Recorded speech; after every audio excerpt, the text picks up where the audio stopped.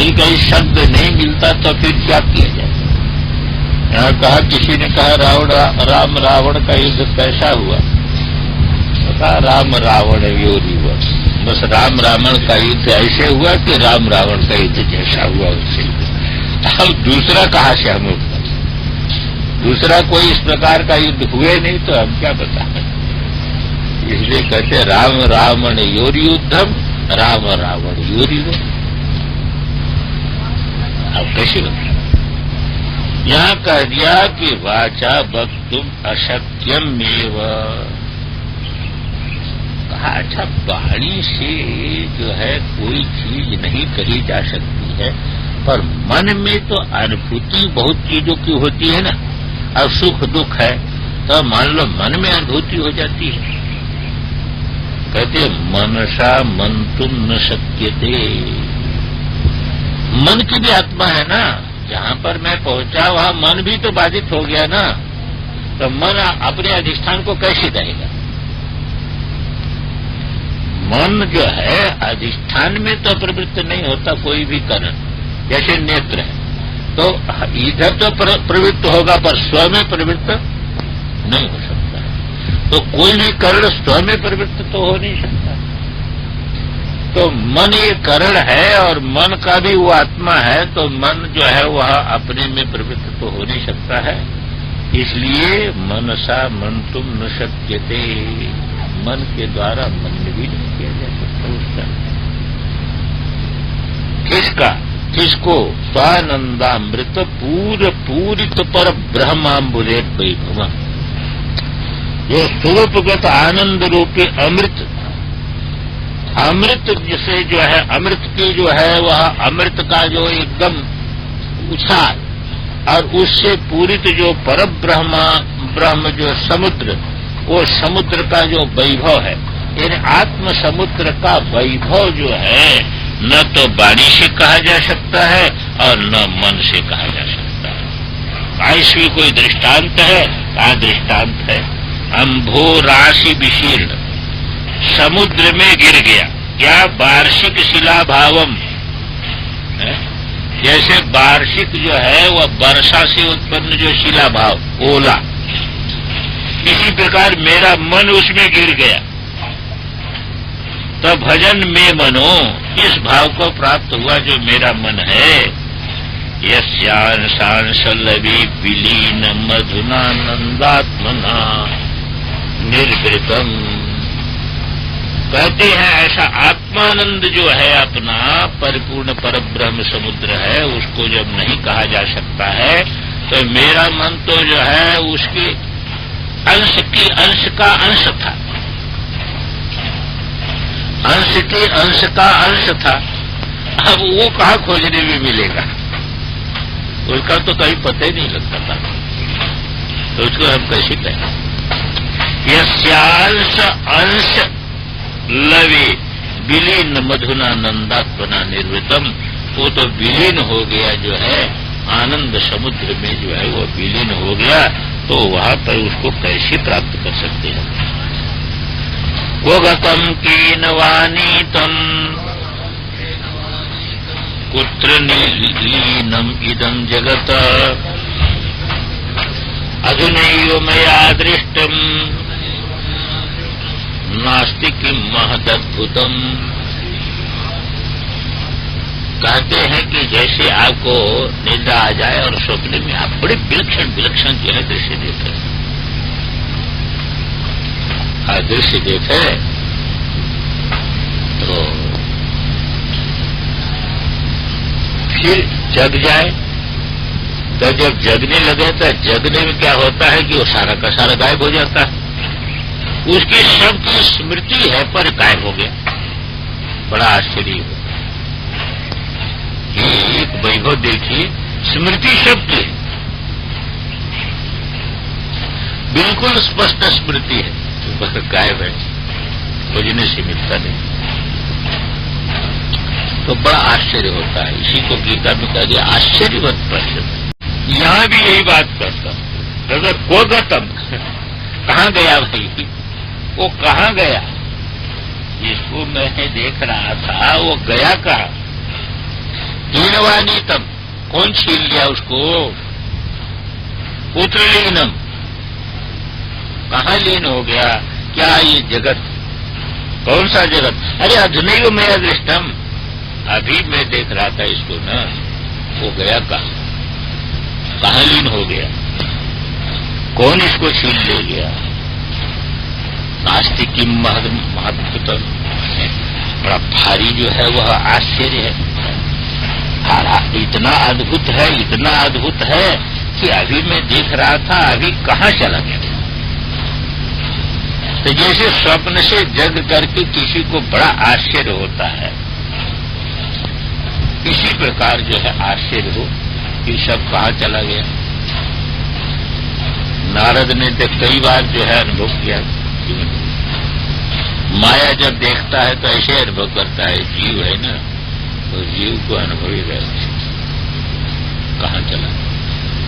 आंख मूंदे नारद तो जो है उनको सारा का सारा अपना परिवार दिखाई दे, और आंख खोले तो भगवान जो है सामने दिखाई दे, बड़ा आश्चर्य हो गया।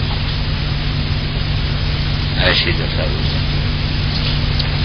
किम हेयम किमुपादेयम किमन्यत् किम विलक्षणम अखंडानंद पीयूष पूर्णे ब्रह्म महार्णवे। अखंडानंद अमृत से परिपूर्ण जो स्वरूपभूत ब्रह्म महार्णव है, ज्ञप्ति समुद्र है, उसमें अब हम क्या कहें? किम हेयम किम उपादेयम, उसमें प्रतिभाषित लहर के समान जो ये सारा का सारा जगत है, उसमें हे किसको कहें और उपादेय किसको कहें?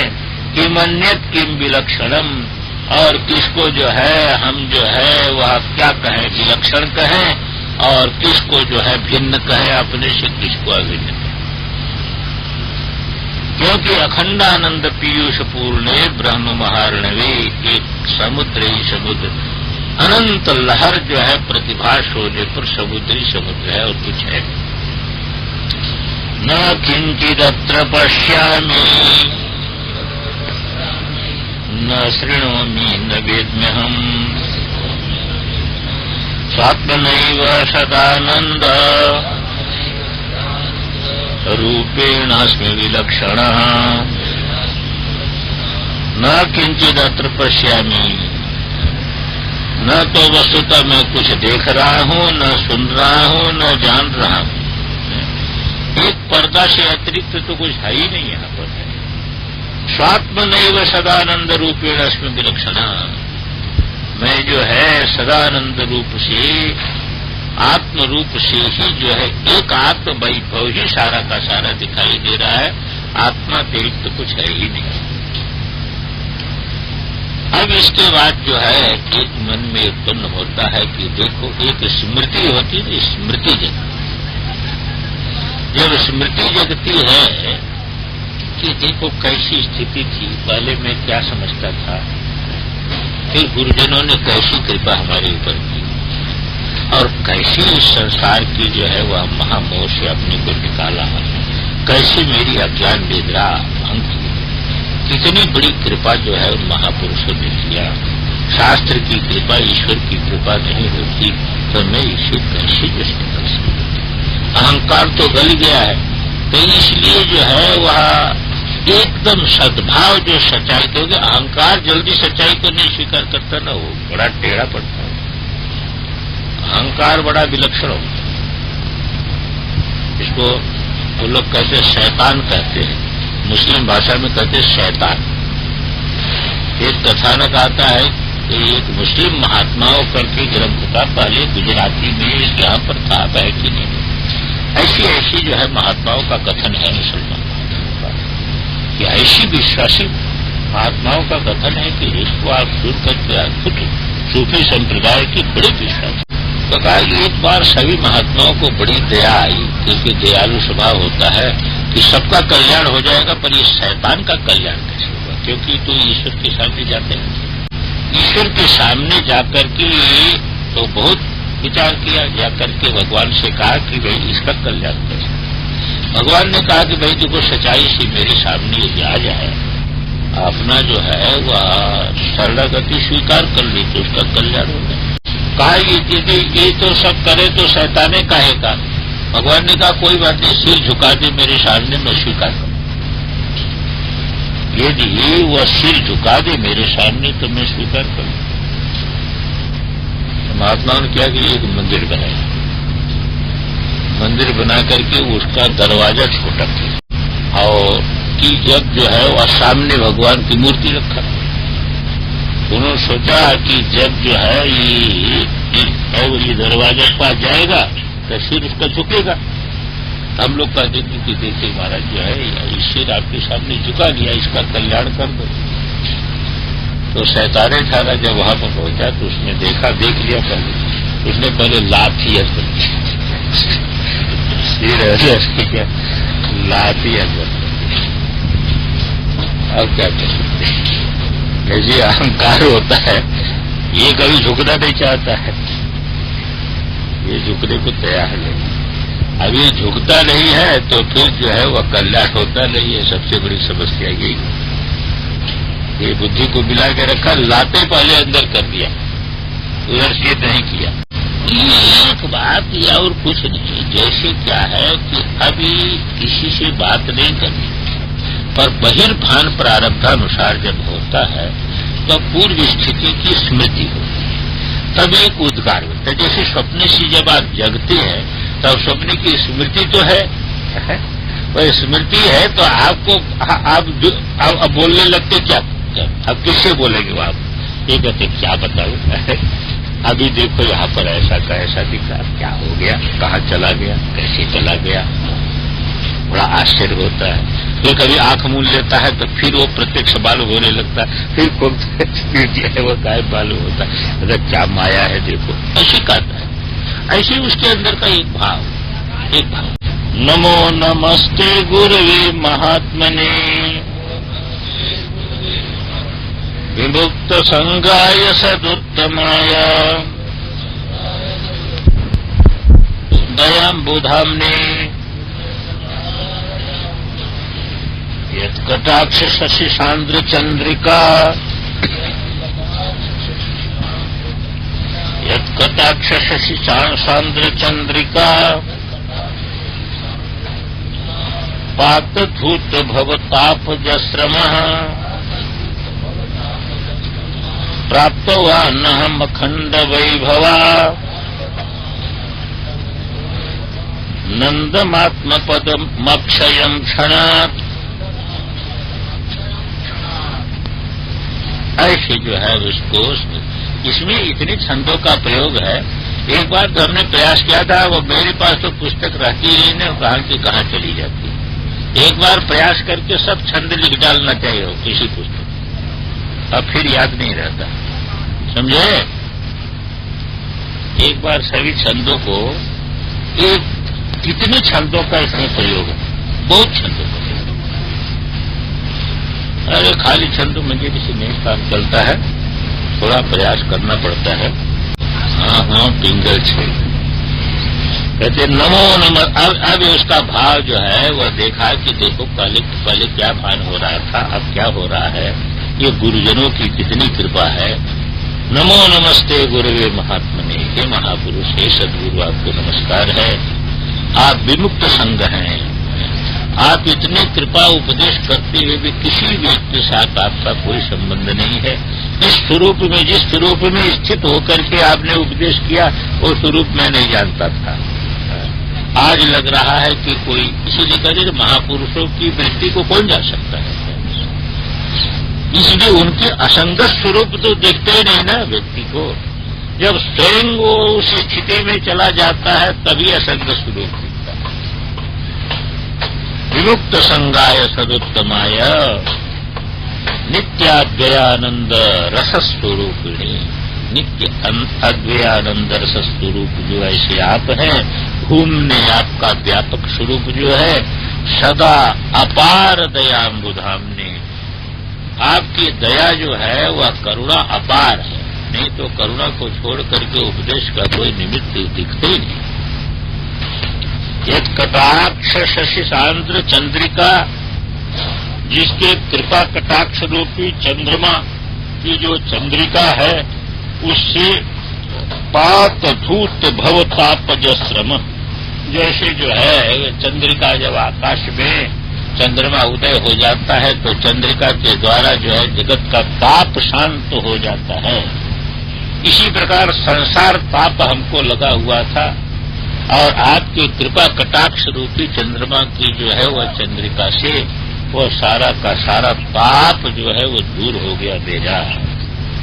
तो प्राप्त हुआ नमः खंड वैभवानंद, जब उस प्रकार का संसार ताप मेरा दूर हो गया और उसी कृपा कटाक्ष के द्वारा मैंने अखंड वैभवानंद आत्म पद को प्राप्त कर लिया, अक्षय पद को प्राप्त कर लिया, अपने अक्षय स्वरूप को प्राप्त कर लिया, एक क्षण में प्राप्त कर लिया, जो कि अनंत जन्म में प्राप्त नहीं कर पाया था उसको मैंने एक क्षण में आपकी कृपा से प्राप्त कर लिया।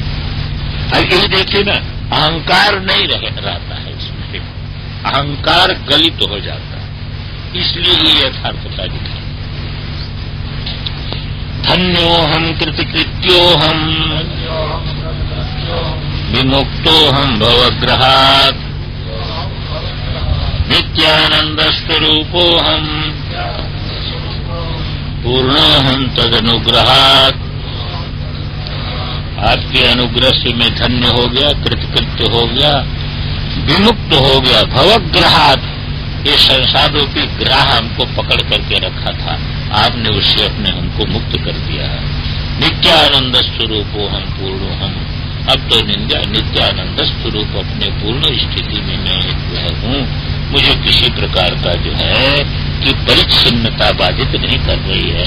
शरीर आदि आभास, अनंत शरीर आदि आभास दिखाई देते हुए भी हमारे पूर्ण स्वरूप में कोई बाधा उत्पन्न नहीं है। असंगोहम अनंगोहम अनंगोहम अभंगुरः प्रशांतोहम अनंतोहम अतांतोहम चिरंतनः। कहते मैं असंग हूं, अनंत जगत चित्र हमारे ऊपर दिखाई दे रहे हैं पर कोई संबंध ही नहीं है, पर्दे का चित्र के साथ कोई संबंध ही नहीं है, दर्पण का मुख के साथ कोई संबंध ही नहीं है। इसी प्रकार मैं असंग हूं। अनंगो हम, अंग रहित मैं हूं, अंग रहित। शरीर दिख रहा है पर शरीर मेरे साथ कुछ नहीं। अनंत शरीर मेरे में लहर के समान उठ रहे हैं, उससे क्या बनता बिगड़ता है। मैं तो जो है शरीर से बिल्कुल हो रहित हूं। अलिंगो हम, मैं जो है वह किसी प्रकार का चिन्ह सूक्ष्म शरीर से भी मैं सर्वथा रहित हूं। और कैसा हूं? अलिंगो हम अभंगुर, मैं जो है वह अभंगु, भंगुर माने जो है क्षणिक, अभंगुर माने नित्य, इसके किसी प्रकार के अवयव का भंग न हो। तो मैं जो है वह भंग होने वाला नहीं, मैंने अक्षय हूं। मैं मेरे स्वरूप में कोई अंतर पड़ा ही नहीं कभी, इसलिए प्रशांत मैं हूं, अनंत मैं हूं और अतांत मैं हूं। अतांत में इच्छा से चेष्टा से रहित, किसी प्रकार की चेष्टा से इच्छा से रहित। चिरंतन, मैं सदा एक रस रहने वाला अनादि एक ही स्वरूप है मेरा। अकर्ता हम अभोक्ता हम अविकारो हम अप्रिय शुद्ध बोध स्वरूपो हम केवलो हम सदा शिव। इतने काल तक मैं अपने को कर्ता जानता था, पर मेरे में तो मैं तो अनिजित हूँ, संदेह ही नहीं हुआ कोई अकर्ता हम। किसी प्रकार का भोक्तृत्व जो है भोक्ता नहीं, मैं किसी प्रकार का विकार हमारे अंदर नहीं हुआ है। अविक्री मैं हूँ, शुद्ध बोध स्वरूप में केवल सदा शिव स्वरूप हूँ। शिव हम की अनुभूति तब उसको अपने आप शिव हम तब होता है शिवोहम कहने से शिवोहम नहीं होता है, और जब शिव स्वरूप में प्रतिष्ठित होता है तब शिवोहम ही होता। शिव स्वरूप में जब प्रतिष्ठित हो जाता है तो उसका उद्गार होता है शिव। द्रष्टु श्रोत्रुर्वक्तु द्रष्टु श्रोत्रुर्वक्तु कर्तुर्भोक्तुर्विभिन्नैवाहम्।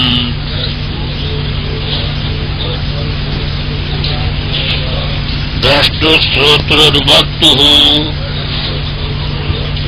कर्तुर्भोक्तुर्विभिन्नैवाहम्। नित्य निरंतर निष्क्रिय निश्चीमा संग पूर्ण बोधात्मा।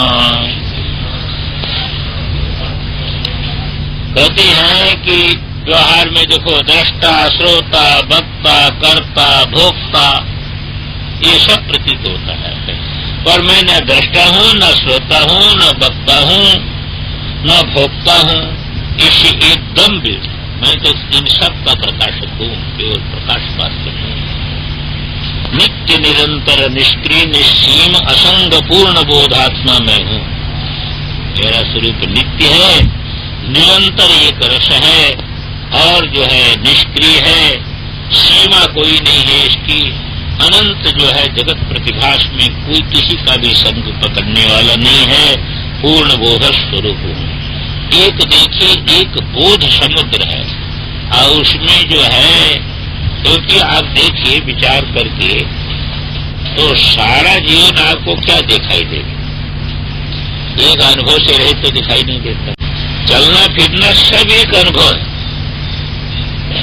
अरे घटक ज्ञान, पटक ज्ञान, चलने का ज्ञान, उठने का ज्ञान, खाने का ज्ञान, पढ़ने का ज्ञान, बोलने का ज्ञान, उपदेश करने का ज्ञान है, ये सारा ज्ञान ही तो हो रहा है ना। तो एक ज्ञान देखिए, एक ज्ञान उठता है, दूसरा ज्ञान लीन होता है।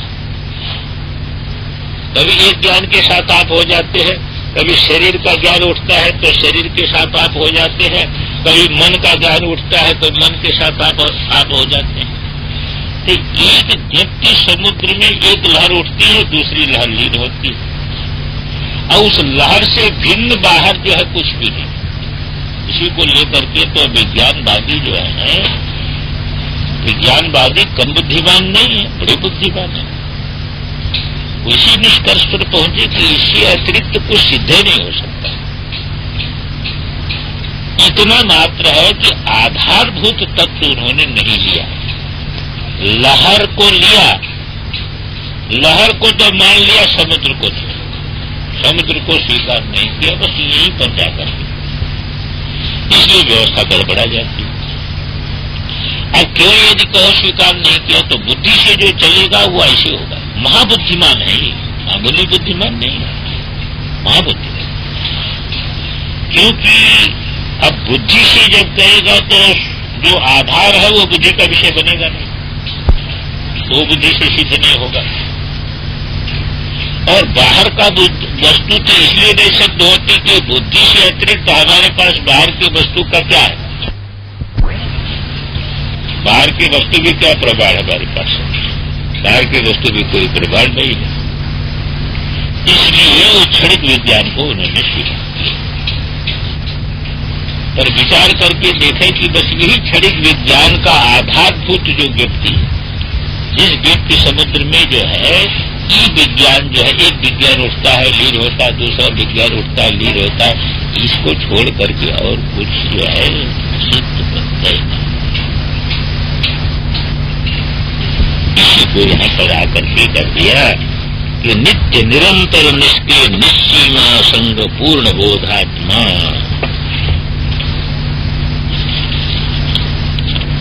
एक और करो, नाहमिदं नाहमदो विभयो अवभाषकं परम शुद्धम बाह्याभ्यंतर शून्यम पूर्णं ब्रह्माद्वितीयमेवाहम्।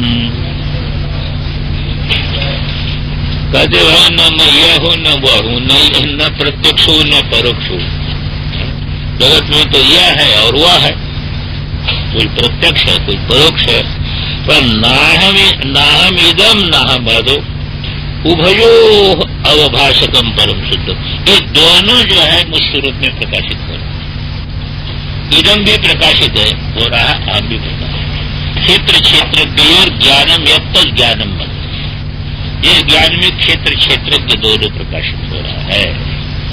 ऐसा जो मैं हूं, बाह्याभ्यंतर शून्यम, न मुझ में कोई बाहर का भाव है न अंदर का भाव है। पूर्णम ब्रह्मा द्वितीय मेवाहम, ऐसा जो है पूर्ण अद्वितीय ब्रह्म स्वरूप में हूँ। निरुपम मनादितत्वम त्वमहमिदमद इति कल्पना दूरम नित्यानंदैकरसम सत्यम ब्रह्माद्वितीयमेवाहम्। अब मैं किससे उपमा दूं? सारा का सारा तो कल्पित है, कल्पित से अधिष्ठान की उपमा कैसे हो सकती है? निरुपमम अनादितत्वम त्वम अहम इदम अदः इत्यादि कल्पना से रहित, न इसमें त्वम बन सकता है, न इदम बन सकता है, न अदः बन सकता है। ये सभी कल्पनाओं से जो रहित है, अया नित्यानंदैक रस सत्य ब्रह्म अद्वितीय सजाती विजाती सुगत भेद रहित, ऐसा मेरा स्वरूप है अधिष्ठान भूत। नारायणोऽहं नरकान्तकोऽहं पुरान्तकोऽहं पुरुषोऽहमीशः अखण्डबोधोऽहं शेष साक्षी निरीश्वरोऽहं निरहं च निर्ममः। यदि मेरे स्वरूप पर सारा का सारा विश्व जो कल्पित है, तो नारायण भी मैं ही हूँ और नरकांतक भी मैं ही हूँ, असुर भी मैं ही हूँ और देव भी मैं ही। जैसे परदेव के ऊपर देवता का चित्र बना दे और असुर का चित्र बना दे, या सोने की देवता की मूर्ति बना दे और असुर की मूर्ति बना दे, तो सोना की दृष्टि से उसमें क्या अंतर है? सुरासुर व्यवहार में अंतर है, पर सारी कल्पना का अधिष्ठान भूत जब मैं हूं, तो यदि कहो कि जगत मैं नहीं हूं अथवा सारा जगत जो भाषित हो रहा हो मैं ही हूं, तो नारायणो हम और नरकांतको, नरकांतक भी मैं, पुरांतको हम पुरुषो हमीशः और त्रिपुरांतक भी मैं हूं। दोनों हो गया। तो अब ब्रह्मा विष्णु रुद्र तीन हो गए मुख्य देवता। तो मुख्य देवता तो ऐसे मालूम होते हैं भिन्न भिन्न, पर अधिष्ठान की दृष्टि से आप देखें तो कौन? तो नारायण भी मैं ही हूं और नरकांतक भी मैं हूं। नरकांतक विष्णु हूं तो विष्णु भी मैं हूं। और पुरांतक कौन है? पुरांतक है त्रिपुरासुर के वध करने वाले शिव, तो शिव भी मैं हूं। और भी जो है अंतर्दृष्टि से देखिए तो कोई भी मूर्ति है तो मैं ही हूं, देखे मैं ही हूं। जैसे वामदेव ने कहा कि वे सूर्य होकर के मैं ही तप रहा हूं और तो दूसरा कोई है नहीं, इंद्र होकर के मैं ही राज्य कर रहा हूं। तो अधिष्ठान से व्यतिरिक्त जो है वह जो अध्यारोपित होता है उसका कोई अस्तित्व नहीं है। तो अधिष्ठान दृष्टि से जो हम विचार करते हैं अपने स्वरूप को लेकर के, तो ब्रह्मा भी एक उपाधि से मैं ब्रह्मा हूँ, एक उपाधि से मैं विष्णु हूँ, एक उपाधि से मैं रुद्र हूँ, और एक उपाधि है जिस उपाधि से असुर हूँ, एक उपाधि से देवता हूँ। अधिष्ठान दृष्टि से उसमें किसी प्रकार का भेद नहीं। यहाँ कह दिया नारायणो हम, और नरकासुर को मारने वाला विष्णु भी नरकांत को हम, और शिव जो है वह त्रिपुरासुर के संहार करने वाले महादेव भी नहीं। पुरुषो हमेशा, वस्तुतः मैं ही पुरुष तत्व हूँ और ईश्वर भी मैं ही हूँ, दूसरा कौन जो है मुझसे अतिरिक्त कोई सत्ता नहीं है। वेदांत में मुख्य चीज समझने की यही है कि एक ही सत्ता है और वह चेतन सत्ता है, वो एक ही सत्ता है और उसी सत्ता में उपाधि से अनेकता की प्रतीति होती है। कोई भी पुरुष को सांख्यवादी का पुरुष कह दो या वेदांत का पुरुष कह दो, हाँ ईश्वर संज्ञा होती है मायोपाधि को लेकर के, ईश्वर संज्ञा होती है, मायापाधि से रहित जो है पुरुष संज्ञा होती है। अव्याकृत नहीं यहाँ तात्पर्य है। जैसे मान लीजिए कि आप कठोपनिषद देखें तो पुरुषान न परम किंचित साकाष्ठा सा परागति, तो वहाँ पर मुख्य जो है जो सत्तात्मक तत्व है उसी का नाम पुरुष है, ईश्वर तत्व नहीं। ईश्वर को तो पहले इधर कर दिया ना, यानी जो है महत्त्व से अव्याकृतात्मा ईश्वर है और जो है उस अव्याकृत से पर पुरुष को कहा, वहाँ अव्याकृत से भी पर पुरुष को कहा। अव्याकृत आत्मा जो है वह ईश्वर है, तो ईश्वर भी औपाधिक है ना, उपाधि से रहित पुरुष तत्व है, क्योंकि वह ना अक्षरात् पर तत्पर, पर जो है कार्य की अपेक्षा जो है अक्षर है पर, कारण है पर, और उससे भी पर है पुरुष तत्व। जैसे यहाँ पर कहा गीता में क्षर और अक्षर, यस्माक्षरमती तो हम अक्षरादपि उत्तम, इसलिए मेरा नाम पुरुषोत्तम है। वो सत्ता दृष्टि, यही अनुभूति सत्ता दृष्टि से क्या शिव उसी का सत्ता का नाम हो गया जो है वह नारायण, और वो सत्ता अपना स्वरूप है, सत्ता अपना स्वरूप है। जैसे मान लीजिए कि उपादान को लेकर के यदि आप बोले तो कहे मृत्तिका कहे कि ये खड़ा भी मैं हूँ तो श्राव भी मैं हूँ, क्योंकि मुझसे अतिरिक्त तो है नहीं। अथवा जो है वह निमित्त को लेकर के देखे तो जो है 1000 घड़ा रखा हुआ है और उसमें जो है वह पानी भरा है, तो सब में सूर्य दिखाई दे रहा है, कोई बड़ा है कोई छोटा है, और सूर्य कह सकता है कि यह भी मैं ही हूँ और यह भी मैं हूँ। ऐसा इसलिए देखते ऐसे दिखेगा, और ऐसा कैसे दिखेगा कि मैं का अर्थ बदल जाए, मैं का अर्थ बदलने से ऐसे दिखेगा।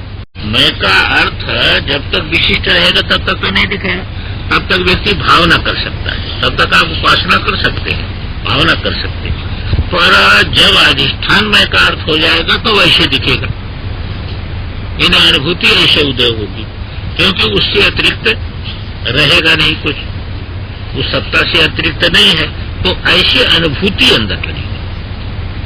सर्वात्म भाव की अनुभूति जो बनती वैसे बनती, और सर्वात्म भाव में जो है वह बाधा क्या है, ये सीमितांता, असीमितांता टूट गई। जब सीमितांता टूट गई सर्वात्म भाव अपने आप उदय हो गया। तो सर्वात्म भाव उदय हो गया तो ऐसा नहीं कि इस उपाधि के अंदर, उपाधि भी वही है और उपाधि के अंदर जो चेतनता प्रतीत हो रही है वो भी वही है, दोनों वही। जैसे पहले दिन हमने कहा था कि घट भी आकाश है और घट आकाश भी आकाश है। खाली एक बात जो है मुख्य समानाधिकरण में है, एक बात समानाधिकरण में है, प्रक्रिया की दृष्टि से इतना अंतर है। अखंड बोधो अहम अशेष साक्षी, और वस्तुता क्या है, सत्तारूप हूँ अशेष साक्षी। जितने भाव उदित हो रहे हैं वो जो है मुझ में प्रकाशित होते जा रहे हैं, बस इतने हैं, इसलिए साक्षी रूप में ही हूँ। उपाधि भी अनुभव करता है, पर उपाधि को स्व से भिन्न करके अनुभव नहीं करता, अनुभव तक करता है नहीं, अलग करके नहीं, स्व करके, ऐसे करके कि बाध्यता निवृत्ति से हाथ भी जो है वो चेतन है? और बाध्यता और जो है वह मुख्य समानाधिकरण में ये जितना जीव भाव सब भी वही है। तो मैं का अर्थ बदल गया सत्ता में, इसलिए उपाधि को बाध्यता निवृत्ति से भी मैं करके जानता है और उपहित को जो है मुख्य समानाधिकरण से मैं करके जानता है। पहले कल उदाहरण दिया था कि जैसे आप सपने से जब उठ जाते हैं तो आप जब विचार करते हैं तो आपको लगता थाली भी जो है वह मैं ही था और जो है वो खाने वाला भी मैं ही था, लड्डू भी मैं ही था, दोनों में कोई अंतर नहीं हुआ, कारण भी मैं हुआ और कर्ता भी मैं ही हुआ। तो ऐसा अनुभव करके दिखता इसलिए है कि अब वहां पर मैं जो समझ में है उससे अतिरिक्त वहां कुछ है ही नहीं है, प्रतीति मात्र हुई। अब प्रतीति को लेकर के कह देता है कि थाली, प्रतीति को लेकर के कह दिया जो है वह लड्डू, प्रतीति को लेकर के कह दिया खाने वाला, ये प्रतीति को लेकर के कह दिया। और मैं हूं ये अधिष्ठान को लेकर के कह दिया, अधिष्ठान को लेकर के कह दिया, क्योंकि प्रतीति अधिष्ठान से भिन्न नहीं है। अखंड बोधो अहम अशेष साक्षी निरीश्वरो हम। ऐसा नहीं कि मेरे ऊपर कोई शासन करने वाला ईश्वर दूसरा है, मैं स्वतंत्र हूं, स्वराट हूं। अपनी सत्ता जो है, आपकी जो चेतन सत्ता है वो स्वतंत्र स्वराट है, उसमें किसी प्रकार का कोई हस्तक्षेप नहीं है कि कोई उसको पराधीनता हो। यहाँ इसलिए ऐसा कह दिया कि जैसे सांख्य में प्रकृति की आवश्यकता है ईश्वर को, न्याय इत्यादि में परमाणु की आवश्यकता है, न्याय उसकी सृष्टि कैसे करेगा, परमाणु में जो है चलन करेगा तभी तो सृष्टि होगी। यहाँ नहीं कोई आवश्यकता, यहाँ किसी प्रकार की आवश्यकता नहीं, वह जो है वह स्वतंत्र, ये जो है चैतन्य की स्वतंत्रता है कि अनंत रूपों में प्रतिभाषित होकर के भी ज्यों का त्यों रहना, यही जो है वह ये चैतन्य की एक स्वतंत्रता है। ये जड़ में ये स्वतंत्रता हो नहीं सकती है, और तटस्थ ईश्वर में भी स्वतंत्रता है। तो तटस्थ ईश्वर में भी स्वतंत्रता नहीं है, जड़ में भी स्वतंत्रता, क्योंकि तटस्थ ईश्वर के लिए उपादान चाहिए, उसके लिए उपादान चाहिए, और जो है वह ये जो है वह केवल जड़ में तो होता नहीं, स्वतंत्रता किसी प्रकार की है नहीं कि अपने आप हो जाएगा, उनको चेतन की आवश्यकता चाहिए। पर ये जो वेदांत का ईश्वर है वो ऐसा नहीं, वेदांत का जो मुख्य जो है ईश्वर तत्व का जो अर्थ है वो इस प्रकार का नहीं है, वो जो है अभिन्न निमित्तोपादान है, माया शक्ति से अभिन्न निमित्तोपादान है, इसलिए तत्सत्ता से अतिरिक्त कोई चीज बनती ही नहीं। इसलिए कह दिया निरीश्वरो हम। निरीश्वरो हम का तात्पर्य है कि मेरे ऊपर कोई दूसरा ईश्वर नहीं है। निरहम च निर्ममम निर्मम, और वस्तुतः इतना प्रतिभास होने पर भी अहंता ममता का स्पर्श अपने में है ही, क्योंकि अहंता ममता कैसी बने, स्व से अतिरिक्त कोई वस्तु नहीं है जिसका ममत्व कर, और शरीर आदि भी दिखाई दे रहे हैं, वो प्रतिभा स्व में दिखाई दे रहे हैं, इसमें अहंता कैसे बनेगी। इस प्रकार अहंता ममता बन नहीं सकती। बहुत चीज होता है कि साधक दशा में हम प्रयास करते, तो हम अभ्यास करते, और स्वरूप दशा में वो बनती नहीं। आप अभ्यास का आप चाहे भी तो नहीं बनेगी, अब कैसे बनेगी, क्योंकि वस्तु जो होती है वह वस्तु जो ज्ञान है वो वस्तु तंत्र है। तो वस्तु तंत्र है तो जिस प्रकार की वस्तु है उसी प्रकार का ज्ञान हो जाता है। अब उसको आप हटा नहीं सकते, भावना को आप हटा सकते, भावना हटाई जा सकती है, भावना किया दूसरा भावना कर लिया। एक व्यक्ति जो है विष्णु भावना कर रहा है, एक व्यक्ति शिव भावना कर रहा है, कहाँ झगड़ा है उसमें। एक व्यक्ति देवी भावना कर रहा है, पर वस्तु तो एक ही होगी ना, वस्तु में तो किसी प्रकार का अंतर नहीं कर सकते। इसी प्रकार बोध उत्पन्न होने पर किसी के चाहने पर कुछ नहीं, किसी के चाहने से उसका संबंध नहीं बनता है। ऐसा कहते हैं कि एक बार ब्रह्मा जी की सभा में सब लोग बैठे हुए थे कि महादेव पार्वती आ गए। तो महादेव पार्वती आ गए तो सब लोग उठे और सनत कुमार ध्यानस्थ थे, तो ध्यानस्थ थे तो उनको भाने नहीं, तो बैठे रह गए। तो शिव जी तो जो है वह अपना बैठ गए, पर पार्वती को क्रोध आ गया। तो उन्होंने कहा कि देखो जो है सब लोग जो है ब्रह्मा भी स्वागत करते हैं, और ये इसको ऐसा ज्ञान का अभिमान हो गया है कि मर्यादा का भंग करता है। तो कहा कि जाओ शूद्र हो जाओ, तुमने शूद्र के समान आचरण किया। शूद्र मर्यादा नहीं जानता है, इसलिए शूद्र के समान आचरण किया, जाओ तुम शूद्र हो गए। तो उनको क्या था, अब ये शब्द उनमें कहाँ लगेगा, ये उधर से देखो तो चैतन्य शूद्र भी बना है, तो क्या अंतर है? और इधर से देखो तो जो है उसमें कोई सृष्टि नहीं है, क्या शूद्र क्या है, कहाँ ब्राह्मण क्या है। इसी को तो शंकराचार्य भगवान ने कहा ना, जब महादेव ने परीक्षा किया काशी में, तो महादेव जो है वहाँ बन गए भंगी, और पार्वती ने टोकरा ले लिया, और ये स्नान करके जा रहे थे जल चढ़ाने के लिए, तो उन्होंने झाड़ू जरा जब बढ़ा दिया तो कहा गच्छ दूर हटो तुम, शिवजी को जल चढ़ाने का। तो अब कोई मामूली भंगी तो था नहीं कि ऐसे दूर हो जाए, तो कहा अन्नमयादन्नमयम अथवा चैतन्यमैव चैतन्यात् द्विजवर दूरी कर तुम वांछसि किम ब्रूहि गच्छ गच्छेति। बराबर क्या बोल रहा है, तुम्हारी भाषा समझ में नहीं आ रही है। ये शरीर भी अन्नमय है, ये शरीर भी अन्नमय है, तो अन्नमय से अन्नमय को हटने के लिए कहते हो, काहे के लिए कहते हो? अब वो भी अन्नमय है, ये मन अन्नमय, किससे हटाते? और अथवा चैतन्य को चैतन्य से दूर करते हो, है? तो चैतन्य से क्या दूर होगा?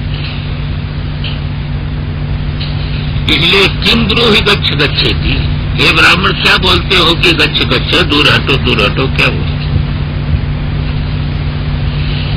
अब आचार्य जो है चुप होकर देखने लगे, तो फिर बोलता है, फिर महादेव किम गम गाम्बुल बिंबिते बरमणौ चांडाल बाटी पय पूरे चांतरमस्ति कांचन घटी मृत कुंभयोस्तांबरे प्रत्येक वस्तु निस्तरंग सहजानंदा स्वबोधाम्बुधौ विप्रोयम स्वपचोयमित्यपि तदोयम विभेद भ्रम।